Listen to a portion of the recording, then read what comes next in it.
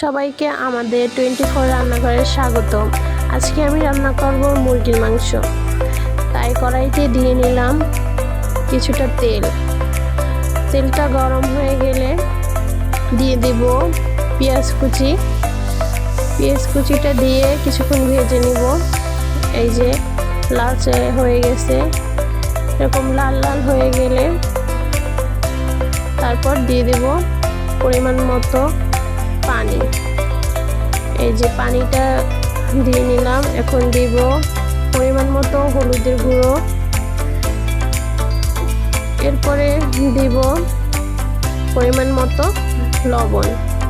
লবণটা যে যার স্বাদ মতো দিবেন। এখন দিব কিছুটা আদা বাটা, রসুন বাটা, তারপরে দিব জিরা বাটা, কাঁচা জিরা বাটা। এটা দিলে ভালো হয়, না দিলে সমস্যা নেই। কাঁচা জিরা বাটাটা আমি দেই, এজন্য দিলাম। এই যে আমি শুকনো মরিচ বাটা দিব। এখন শুকনো মরিচ বেটে নিয়েছি আগে। শুকনো মরিচটা দিলে আর কি ভালো লাগে, স্বাদটা ভালো হয়। এখন দিয়ে দিচ্ছি হালকা পানি, 2টা এলাচি, 2টা দারচিনি।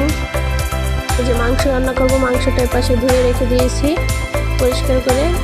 এখন এই মশলাটা কষাবো। কষানো হালকা হয়ে গেছে, এখন পানি দিয়ে দেব। পানি দিয়ে কিছুক্ষণ নেড়ে চেড়ে আবার কষিয়ে নেব। কিছুক্ষণ কষাবো।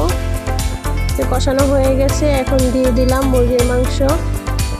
মুরগির মাংসটা দেওয়া হয়ে গেলে আমরা মুরগির মাংসের সাথে মশলাটা ভালোভাবে মেখে নিব, যাতে সব জায়গায় লাগে। এটা দেখব মুরগির মাংসের সাথে ভালোভাবে মশলাটা মাখানো হয়ে গেছে। আর সব সময় দেখবেন মিডিয়াম আঁচে রান্না করার চেষ্টা করবেন। এই যে মুরগির মাংসটা মাখানো হয়ে গেছে, জাল কমিয়ে দিয়েছি। এখন আমরা ঢাকনা দিয়ে ঢেকে দিব। ঢাকনা দিয়ে ঢেকে কিছুক্ষণ রেখে দেব। কিছুক্ষণ রাখার পরে আবার ঢাকনা উঠিয়ে দেখব কীরকম হয়েছে, তারপরে নেড়ে চেড়ে দিব। যারা আমার ভিডিওটা দেখছেন তাদের কাছে যদি আমার ভিডিওটা ভালো লাগে তাহলে আমার চ্যানেলটা সাবস্ক্রাইব করে দিবেন এবং লাইক কমেন্ট শেয়ার করবেন। ভালোভাবে নাড়াচাড়া করে আবার ঢাকনা দিয়ে ঢেকে রাখতে হবে।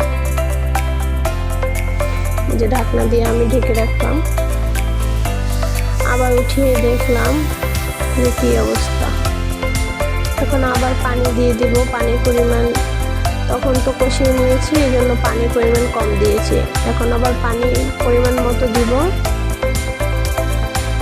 পানি পরিমাণ মতো দেওয়া হয়ে গেলে এখন আমরা ঢাকনা দিয়ে ঢেকে দেব। কিছুক্ষণ রেখে দিয়েছি, এখন আবার উঠিয়ে নিলাম ঢাকনাটা। এখন নেড়ে চেড়ে দেখব যে মাংসটা সেদ্ধ হয়েছে কিনা। মাংসটা সেদ্ধ হয়ে গেছে, তাই আমি উঠিয়ে নিলাম।